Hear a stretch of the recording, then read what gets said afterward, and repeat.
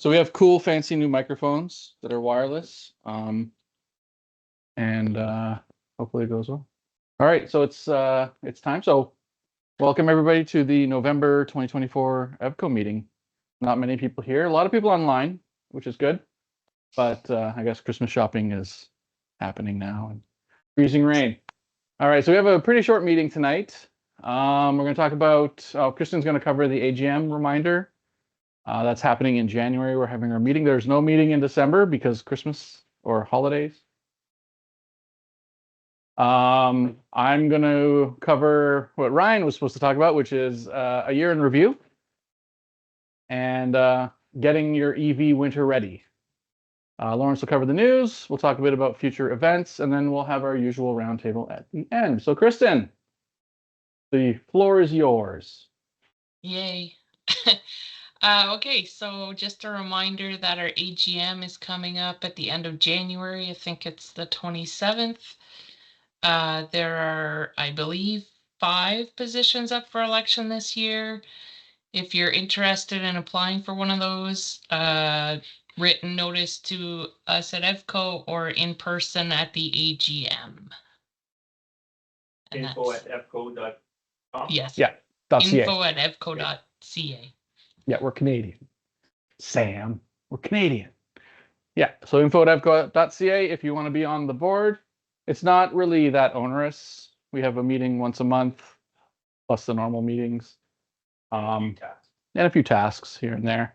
It's good to help keep things running, and if you have fresh ideas, we always welcome those. Although you don't have to be a board member to give us ideas or cover a topic. You can do a presentation if you want. I actually have a slide about that at the end. So is that it for you, Kristen? Yep, that's all. Thank you. Sweet. Okay, so recap. Ryan couldn't be here tonight, so I'm doing it for him, and I hope I do it justice. So this year's outreach, we did another successful year of EV outreach and advocating for electric vehicles. We do our normal cars and coffee, right, every weekend almost. I'll talk about those later. We have the EV experience advice and test drive events. We did a few of those this year. Went out to Blackburn.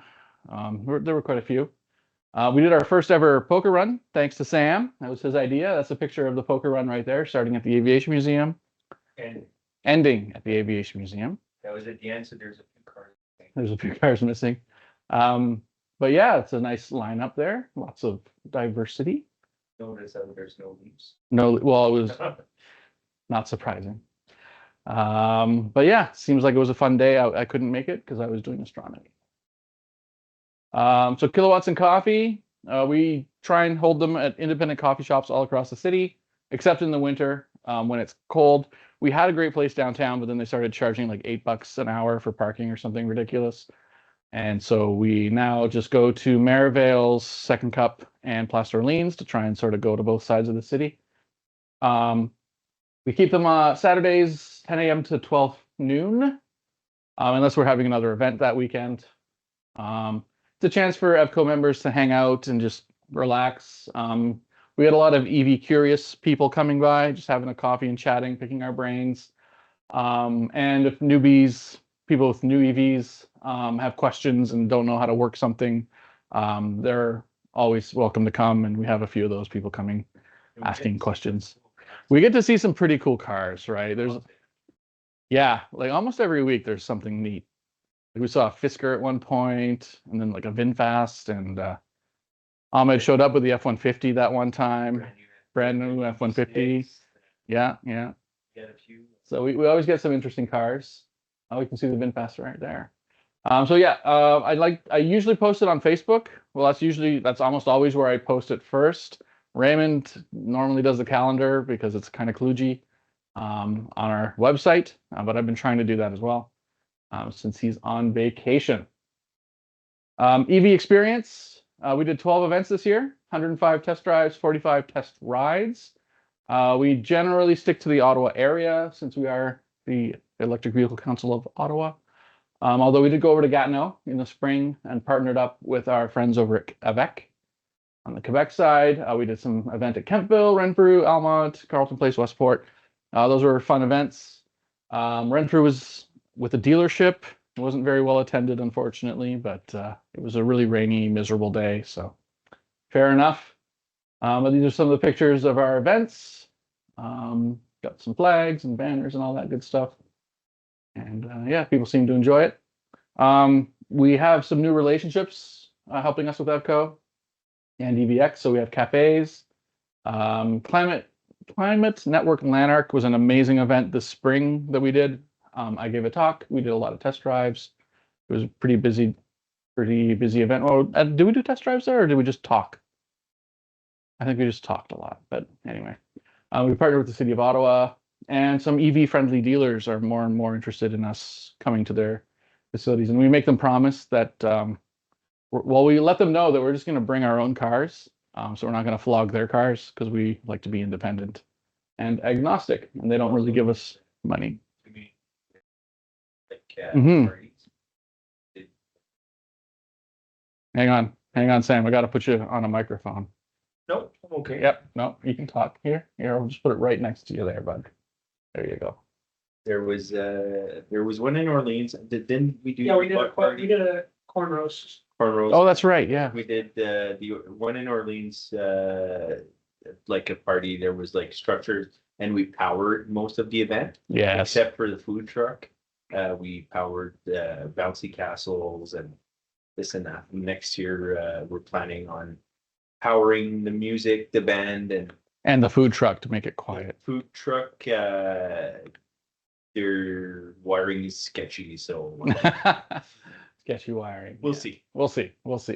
But always a good time. Those are really fun events.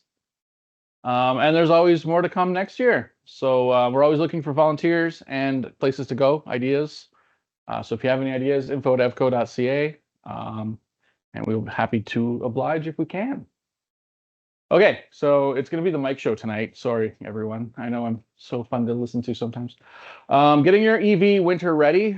Winter hasn't quite come to Ottawa. Apparently, it went to Arizona and the deserts for some reason. They're calling for freezing rain overnight. They're calling for freezing rain, so it's a start. It's something. It's a token. But it was like 10 degrees the other day. So yeah, but climate change isn't real or anything. So winter's coming. So I'm going to cover some myths and some tips and tricks for a better winter driving experience with your EV. All right, so first, the myths. One that we hear all the time, EVs don't work in the cold. Obviously, that's not true. A lot of us have driven EVs for like a decade now in the cold. That's mine in front of my house, and obviously there's snow. Heat pumps are amazing in a lot of EVs. Most EVs have heat pumps now.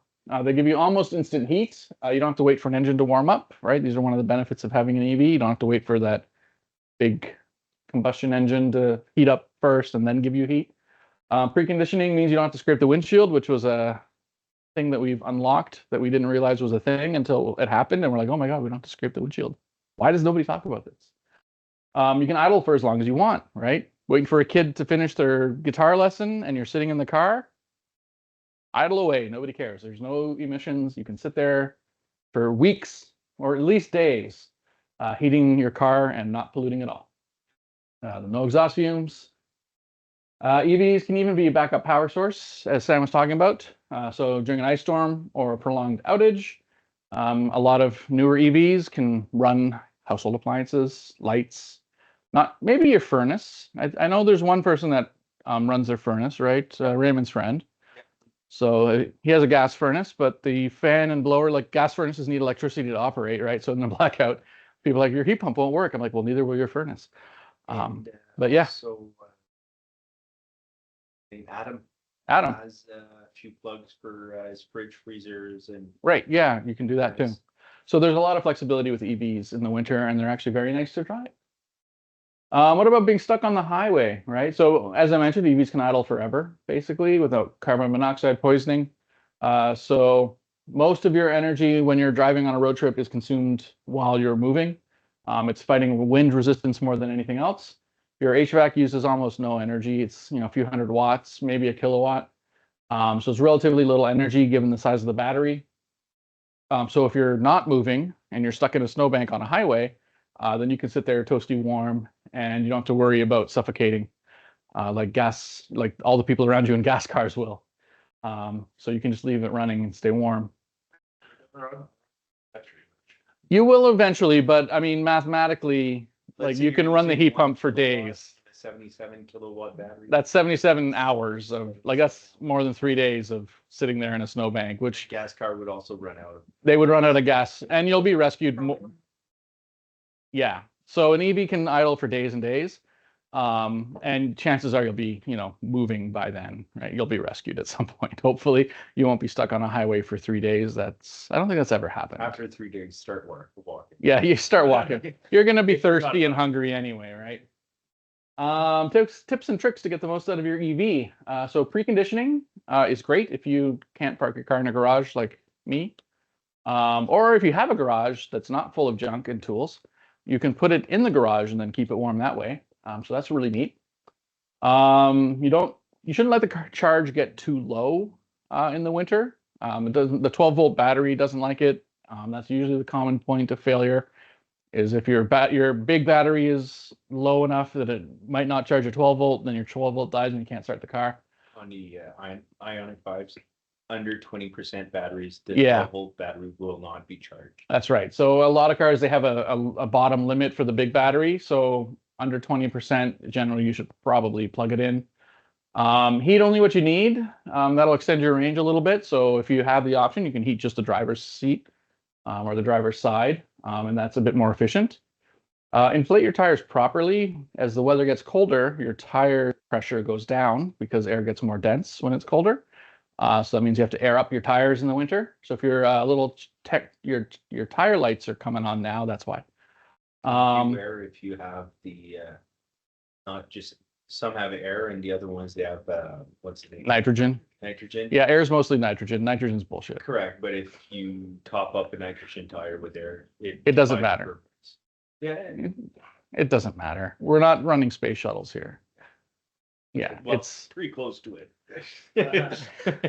they don't re-enter from space and then touch down on a runway at Mach 11, right? Like it's not you don't need nitrogen in your tires. Air is like 80% nitrogen You anyway. don't need it, but if you have it and want to keep it, don't put gas. Well, whatever. Water in there. Don't put whatever.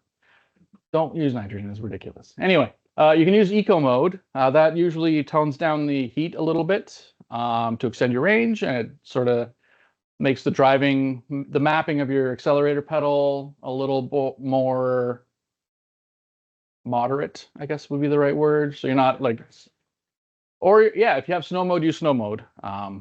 Some cars have snow mode like mine.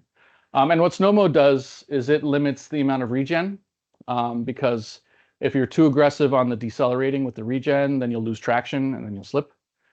So that's what snow mode does generally. And then battery preconditioning before you charge. So some cars have a cool button where you push it and you start heating up your battery pack so that it can get the fastest charge possible when you hit the fast charger. Others, you have to do it through the nav system where you say you're going to a charger and then it'll start warming up the battery. It does use energy while you're driving to warm up the battery, but then the idea is that you'll charge a lot faster when you get to the fast charger so that you sort of trade off. That's if you're traveling. If you're at home.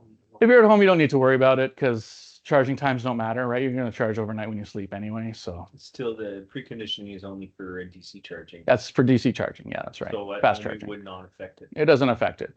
Okay, so snow tires are important.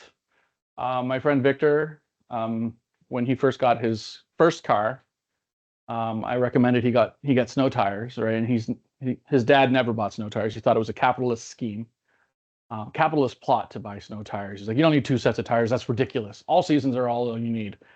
And so when Victor got his snow tires put on, and then we had snow, I get this random call one day, and he's like, Mike, guess what? And I'm like, what's up, Victor? And he's like, I stopped at a stop sign. And I'm like, congratulations. And he says, no, you don't understand. See, before with my dad's car, we would just slide through the stop sign. But now with snow tires, like you actually stop and then you can start going again. I'm like, yes, that's the idea. And he's like, I didn't know that. I didn't know that was a thing. And I'm like, well, why do you think people got snow tires? He's like, my dad thought it was a capitalist plot. So yeah, snow tires are important. They reduce your stopping distance, which does matter if you're coming around a corner and there's a deer in the road or something. So you will want those.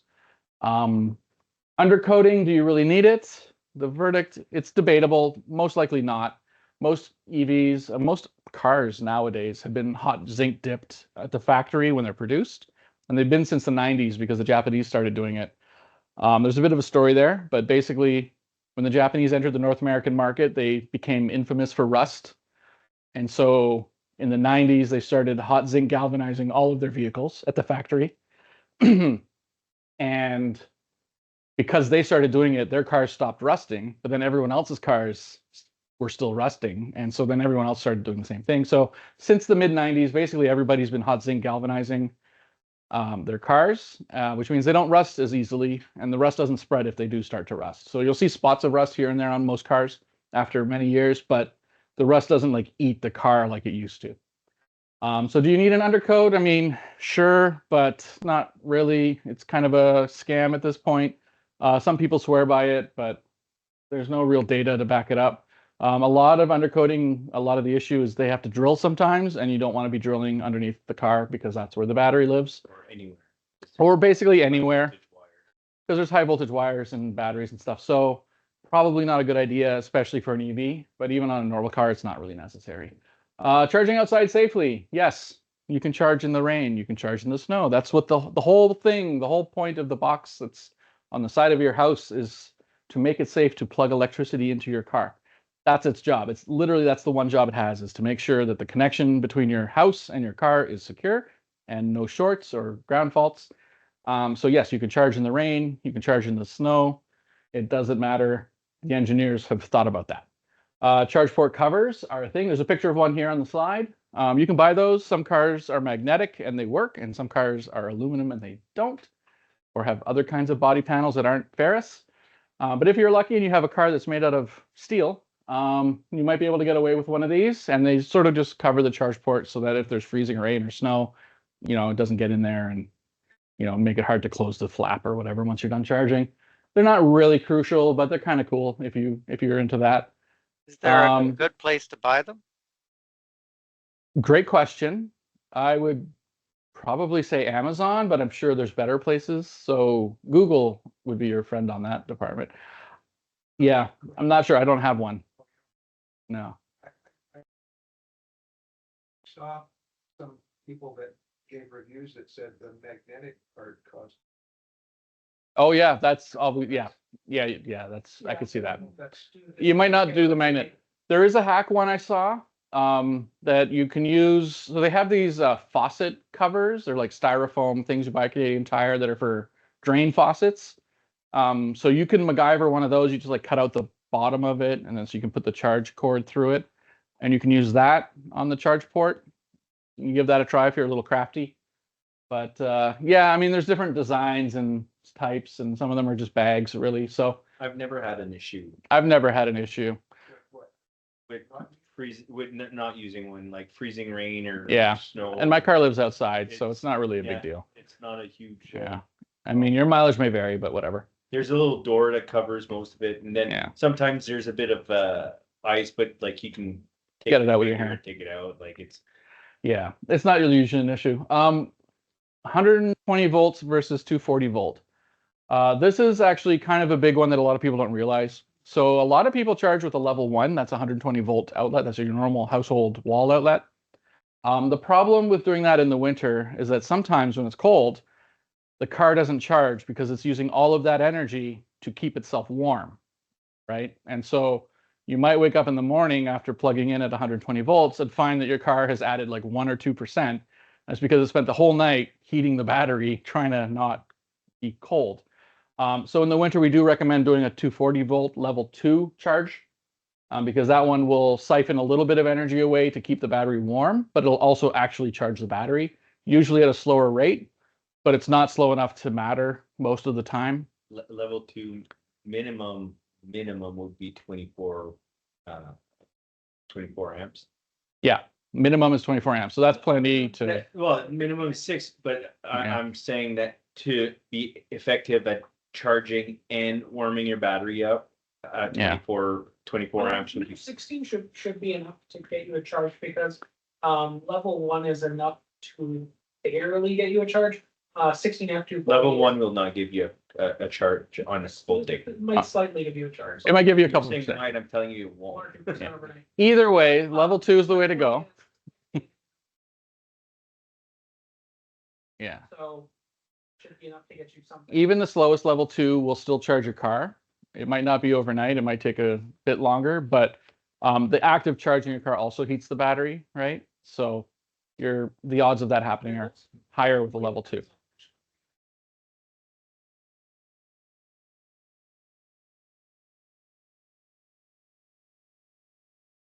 Sure. But last year we didn't have a really cold day. We had 2. Like we had 2 cold days the whole winter. The canal was barely usable. Right. So last couple of winters, this might not matter anymore because of climate change anyway. So who knows? There's a lot of chat going.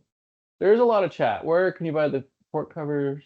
Amazon, Leaf. Yeah, it's all just charged port covers. Sorry. Okay, booster pack. So that's the one that I have is in the picture there. I got it at Canadian Tire. You can get them basically anywhere. They're just a little lithium-ion battery. You charge it with USB, and then they provide enough power to get the 12-volt system online. So if you are bad and left your car overnight at 20% and the 12-volt died, you can get the doors open. You can turn the car on, so it'll start actually, charging up the 12-volt and get you to Canadian Tire to get a new 12-volt. So these little packs are cool. Plus, they can be used as a USB power station if you want to run, laptops or whatever as well. So they're multi-purpose. They're meant for like cranking dead ice cars, and that's all I've ever used mine for was to start other cars that are not EVs. But they're handy to have. Keep it in the frunk. That's where I keep mine. All right, time for the news. Lawrence.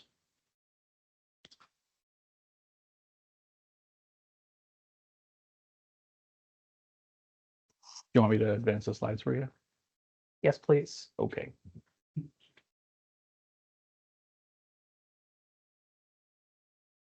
All right. Hey, everybody. Je peux répondre aux questions en français because I'm officially bilingual now. Anyway, all right. What do we got for the news this month? Well, okay, we started off the month with a bit of a situation down south. And so now, there's lots of speculation on what's going to happen under the Trump administration to EVs in America and how that might impact North America as a whole and all that stuff.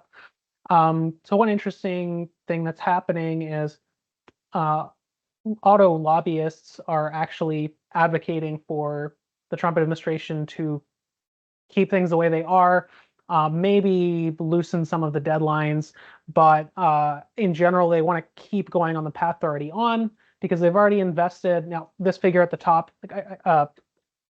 oh, something wrong with my microphone. It's upside down. That works better. Okay. The $146 billion investment figure wasn't clear from the article which companies that applies to. It sounds like they were talking about most global auto manufacturers, so probably like kind of a global total. But yeah, they've invested a pretty insane amount of money in EVs over the last few years, and yeah, they don't want to go back and forth between those investments every election cycle. So they see the future now, and yeah, this is a huge shift in attitudes from automakers from a few years ago. I mean, so many of them were really dragging their feet with electrification. Okay, I guess we can talk about the next story. Mercedes is opening a battery recycling plant. It's going to be the first in Europe to use a hydrometallurgical cycle. Basically, as opposed to burning stuff in the recycling process, it like dissolves them in chemicals or water or something. But yeah, the plant will run on renewable energy, recover 96% of materials from 2,500 tons of batteries every year, and they're going to put those materials in new Mercedes EVs. So yeah, I guess they're finally starting to actually get materials to use, because part of the reason we haven't seen the recycling industry really grow until now is there haven't been a lot of dead EV batteries. So they didn't have any to recycle because yeah, the EVs that came out in like 2011, you know, it's mostly Leafs that didn't have thermal management are finally like dying and stuff. But yeah, next slide. According to JD Power's study, they're saying that there's going to be a huge wave of used EVs in the USA market in 2026. And that's based on basically the amount of leases that are going to affect. So people lease, they end their lease. A lot of them don't keep the car. So because the tax credit in America was structured in such a way that cars that didn't necessarily qualify for the tax credit qualified for it if you were leasing. So that's caused the lease rate of EVs to be insanely high. But next year, there will actually probably be a decrease in the used market for whatever reason. And the year after that is going to like explode. So this isn't like totally applicable to Canada, although people definitely do lease here as well. And like I have heard like some people also just lease EVs instead of buy them because they're new to them and they're like, you know, not quite comfortable committing to buying one yet. So there probably is still a bit more of lease rate even here. And yeah, as we've seen kind of a huge wave of EV purchasing in the last couple of years, that's going to hit kind of in 2026 when those cars start coming off lease. So it'll be a good time. And the other thing is it will put like a robust used market will put pressure on the new market as well. So it'll help put pressure on prices to come down. What's really holding EV prices where they are today is not the technology. It's like supply and demand and the fact that manufacturers can get away with charging the prices they are right now. Bulk battery prices are below like $100 a kilowatt hour. So, you know, for like a 75 kilowatt hour battery, the battery is only making up $7,500, you know, out of the car. So they're selling cars for like $60,000. They obviously don't need to be. And heck, you don't need a 75 kilowatt hour battery. 60 is fine, 50 for a really small car. So they could be making really small cars with like a $5,000 battery in it, and the rest of the car is less expensive than an ICE vehicle because an electric motor is cheaper than a gas motor. You know, there's no reason they can't make $15,000, $20,000 Canadian EV with the current technology. It's they Well, just the haven't done Chinese it. do it, but Yeah. we threw a tariff on them so that the domestic ones don't have to compete. So yeah. All right. Yeah, so studies starting to come out showing that hosting EV chargers is becoming profitable and beneficial for site hosts. Of course, before EVs were as popular as they are now, you know, a lot of chargers would sit and not be used for most of the day. Now that they're starting to hit a higher utilization rate, it's becoming profitable for charge point operators. It's becoming profitable for site hosts because it drives business. You know, 4% increase in traffic to businesses nearby, 5% increase in spending. So I think, you know, now that there's clear evidence for that businesses, investors can point to see the benefit of this, you know, there's going to be a lot more interest in expanding it. And, you know, that's why adoption curves are exponential. We're just witnessing a classic adoption curve happen in front of our eyes, but it gets moving and then people start jumping on it once it's profitable. Second generation sodium ion battery announcement from Cattle. I don't always cover battery news because there's like battery news every week, it seems, and a lot of it is just kind of hype, but this is pretty legit.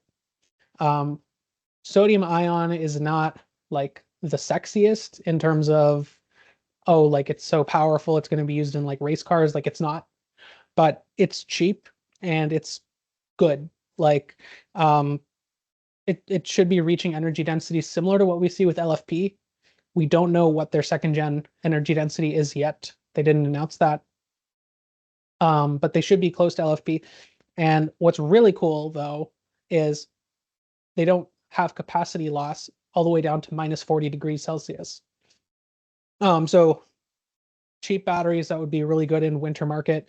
The other thing is sodium ion batteries also charge really fast, probably because they're so thermally stable. They can just hit them with tons of amps and let them heat up. So those are the types of batteries that, you hear those stories of like car in China charges from 10 to 80% in 10 minutes. That's like sodium ion batteries. So they're not the most amazing energy density or discharge rate for like a race car, but they do charge really well and they're cheap and they're decent energy density. So I think they're going to be fantastic. Are they still running at like 300 Um, degrees C? They're not really scaled up yet. They're kind of just starting with those. I think we're still gonna, for economy cars, be relying on LFP for a few years. And also we'll see like when this actually makes its way to North America, because that's mostly like a technology available in China only right now. Alan, what was your question? I was just wondering if they still run at like 300 degrees C internally. I don't know. They Okay. certainly don't need to be at 300, obviously, because they work at -40. But No, but uh, internally, right? They were running, the sodium batteries were running at really high temperatures to. Oh, I think operate you're thinking of molten sodium.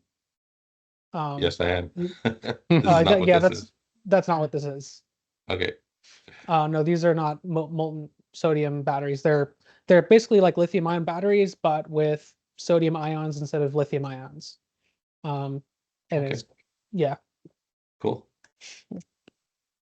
I've Yeah. heard that they're supposed to be very good for stationary storage because Yep. while they take a little bit more room, but in a stationary storage type setup, Mhm. often, the fact that it takes 20% larger mass isn't that big a deal. What you care about is your cycle. How many, what's and the other thing Yep. that I've heard so far, they seem to have pretty high cycle life.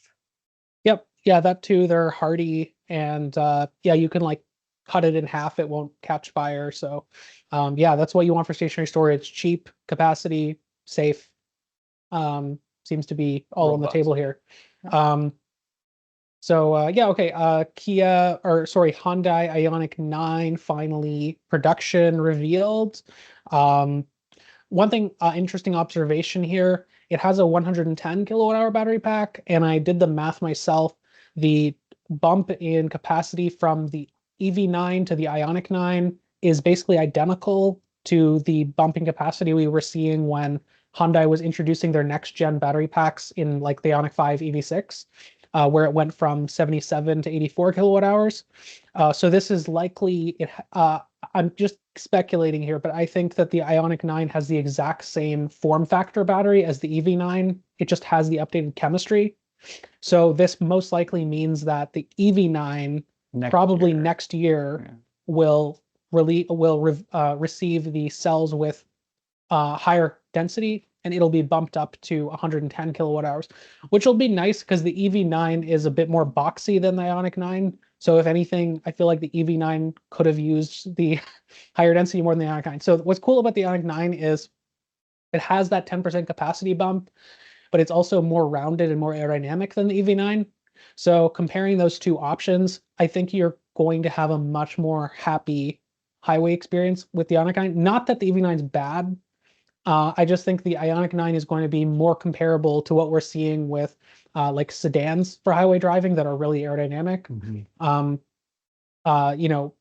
An EV9 is going to be more comparable to like a Bolt, but with really fast charging. Like just range wise, I mean, it's a bit more comparable to a Bolt. Charging wise, it's still really good. 24 minutes, 10 to 80% for both the Ioniq 9 and the EV9. And the Ioniq 9, yeah, you're getting more efficiency and more capacity, so you should be getting a solid 500 kilometers on the highway.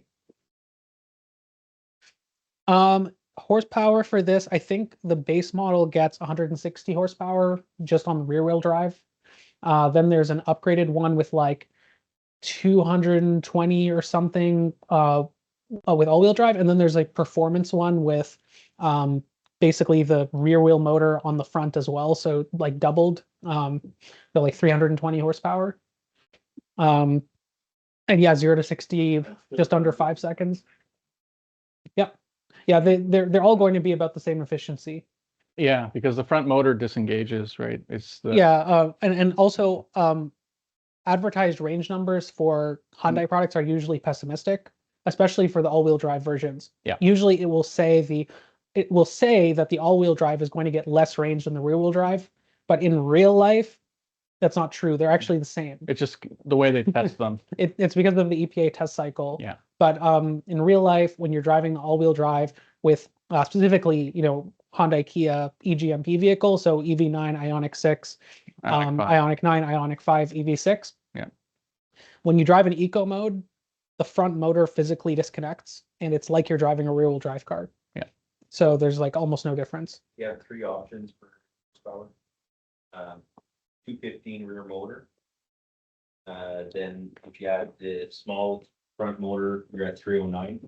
And if you get the big front motor, you're at 430. Oh, nice. Yeah, I must have been remembering kilowatts, not horsepower, from the numbers I gave. But yeah, yeah, and a cool interior. Second row seats can be turned around, and you can make like a lounge in the back. So it's a pretty cool car. And from the back, it looks like a Volvo 850 from the 90s. Oh, little. Okay, never mind. Yeah, some news for the EV6 getting an update. It's being refreshed for 2025. Unfortunately, though, for Canada, it's unclear whether the NAC Sport will be coming to us. Mike is saying no. It was confirmed that that's the case for the new Ioniq 5, but I don't know about the EV6. If it's built in Korea, then it won't have that. Yeah, if we're getting the Korean-built EV6, probably not. I don't think we're getting North American built. But the other unique thing they did for EV6 is they're also moving the charge port onto the left side, only for NACS-equipped vehicles, which will be nice for supercharger access. It's the wrong side of the car. It'll also be nice for home charging because you don't have to walk around your car to plug in. My charge port is on the passenger side. Yeah, you have to like walk all the way around the car. Because the charger's on the passenger side, because it's on the correct side of the car. Maybe you installed it there because your port was Because what's going to happen if you do on-street charging? You're going to get your charge cable ripped off by a snowplow. Your cable points out the same amount as your rear view mirror. Mine fold in. Snowplow's going to rip it off. It's the wrong side. Tesla got it wrong. Yeah. Well, truthfully, if you street charge, having it on the right is better. But if you're a homeowner and you charge in your garage, having it on the left is better. No, it's not. You put your charger wherever you want at home. It's your home. Because it's wherever you it's just damn more well please. convenient to like hop out of the car, plug in, and not have to. Like, also for The supercharging, 3 extra steps. it's really nice when you're like hopping to a supercharger, you hop out, you just plug in, and boom, you're done. No. Mike, just because you hate Elon Musk so much doesn't He's a mean fascist. Everyone should hate him. it doesn't mean you have to disagree when he does something right by putting it on the correct side. The of wrong the car. side. The correct side is the right side as you're facing the rear of the car. Anyway. So, some funny news here. So like some oil and gas company in Alberta built a model home, and then the CBC reported on it in a really ridiculous article. I say it's ridiculous because the self-contradictions were like so obvious. Okay, they start off the article by being like, hydrogen is really great for the oil industry, or it's really great for Alberta because they have so much natural gas. Okay, so they're actually acknowledging that hydrogen comes from natural gas and therefore is actually basically a fossil fuel. And then later in the article, they're like, and this is going to be so great for zero emission energy. And it's like, so, which is it? I'm sorry, like pick one. But anyway, the reason this is also so ridiculous, right? Hydrogen's really nasty. It embrittles metal.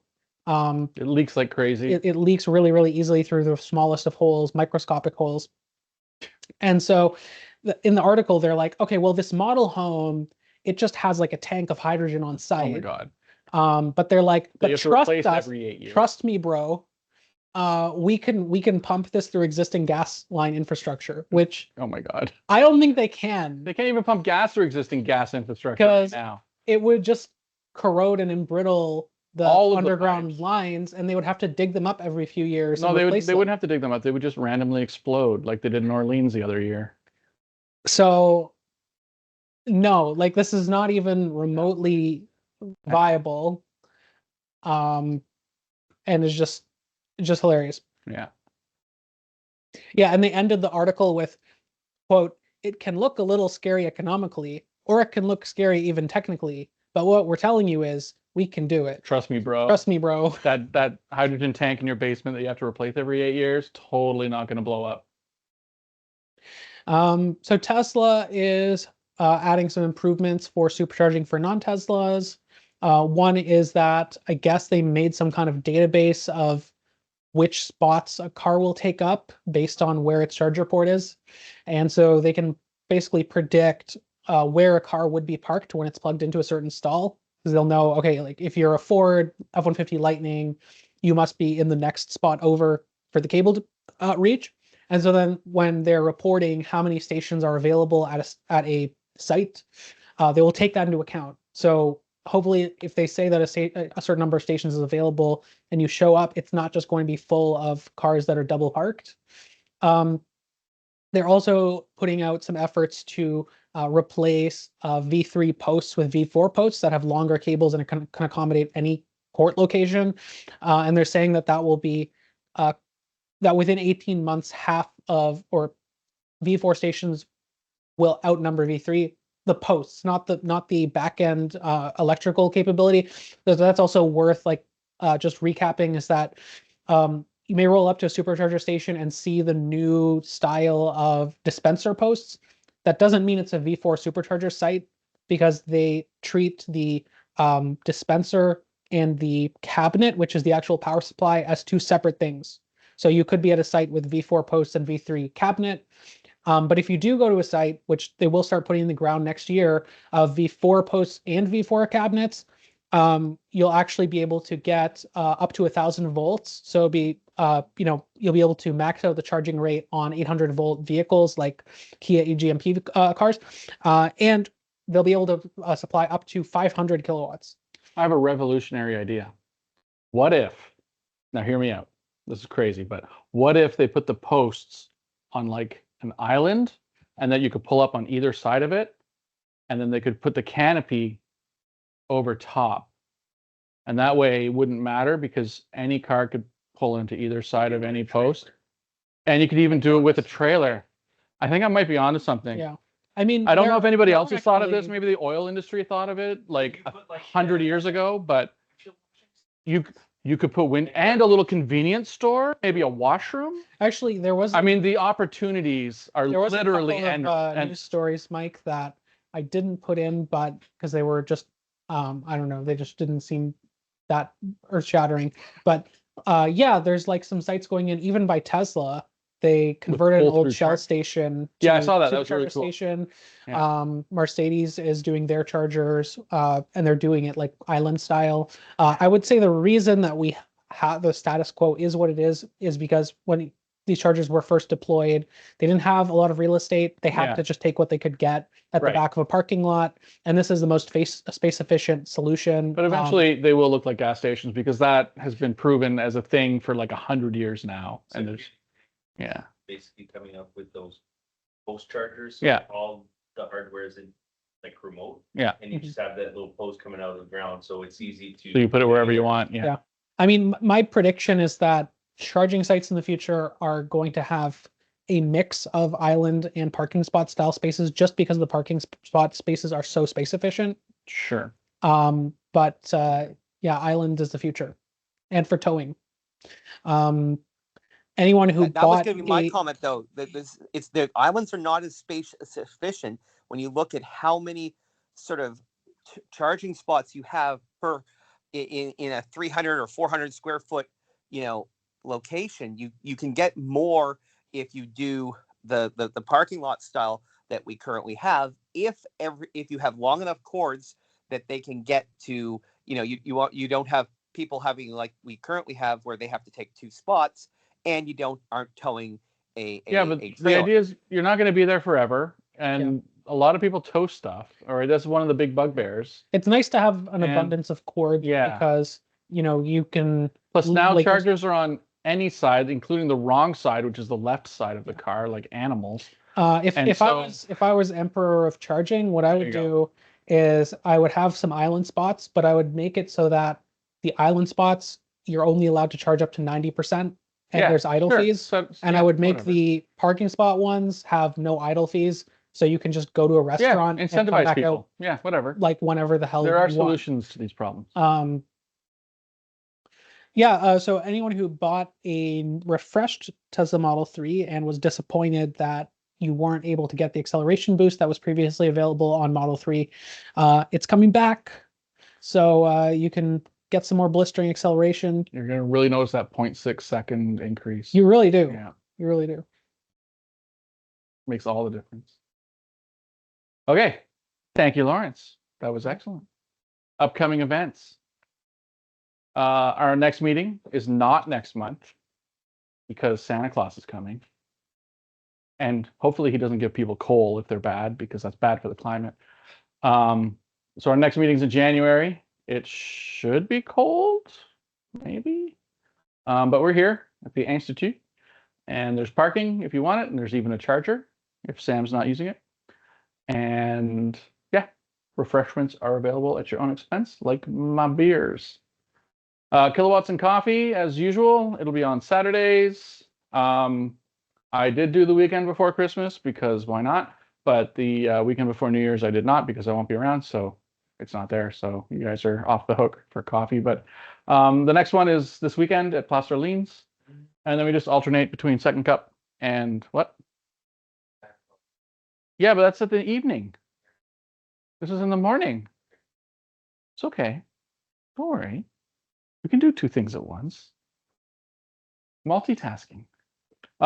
Kristen, which one of these, is it the 7th that we're doing the fill the trunk thing?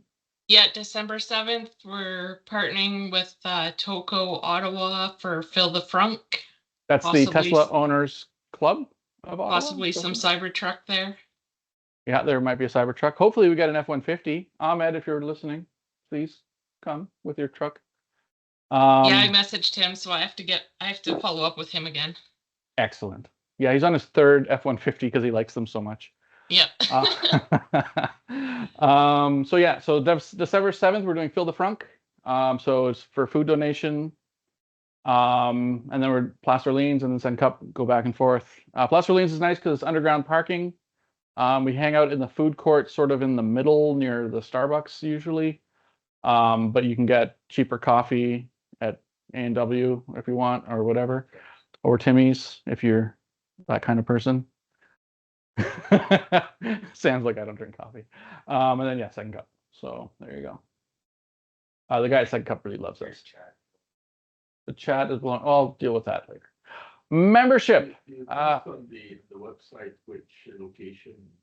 Yes. Because the website says only Fairville. I know. Yeah, Raymond usually does that and he's not around. So I've been doing it and I haven't been remembering. Okay. So I'll update the website. I'll put that all in. Yeah, the way to do that is very ungainly. It doesn't work on my phone, so I have to use a laptop. Okay, membership. So you can sign up as a member. We have different tiers now. You can also just donate to EVCO if you want. It helps us with insurance and other expenses for events. We have different charging tiers. We're switching over to a new platform for donations starting in the new year. So we will be canceling everyone's subscriptions on PayPal, including the auto renews. So you'll have to use a new way to subscribe. Ryan's not here. He's the one that's handling that. So I'm not sure if there's a way to like roll people over. I don't think there is. So there isn't. Okay. So subscribe on the new system to stay current. Because the rates are different, The rates are different. so the agreement is different. Yeah. So you have to resubscribe to either plug-in charging, fast charging, and you get different, obviously, benefits. We're working. We're working on the benefits. There's like t-shirts, maybe something like that. Members like perks at Perks. stores. Yeah.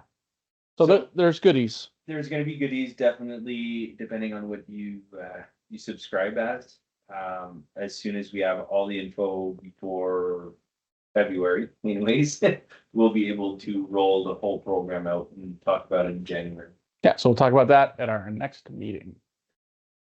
EVCO, this is our YouTube channel. I usually put videos up, kind of, not really timely manner. But we do have 110 subscribers, so that's cool. Obviously we need more. We're not even close to being monetized. But yeah, check us out. All our meetings go up there. Presentations, if you want to do a presentation, let us know. info@evco.ca is the email, as I've mentioned. We will send you a template. You can fill out the template with whatever you want to talk about. It's literally just one of the default PowerPoint.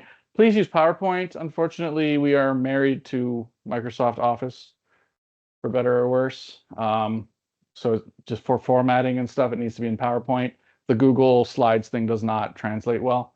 But other than that, we can fix it up. And yeah, we'll integrate it into the thing. So if you have something you want to talk about that's really neat, go for it. And if you're watching us online, what? Santa Claus parade. Santa Claus parade. I didn't have a slide for that. I don't know why. I don't know. Meeting. We did talk about it. I didn't get a. Oh, sorry. So it's not. Okay, hang on. Santa Claus parade in Orleans, parades of lights. There is a shuttle from. Sorry, I'm trying to read it out. It's this weekend. It's this weekend on Saturday night.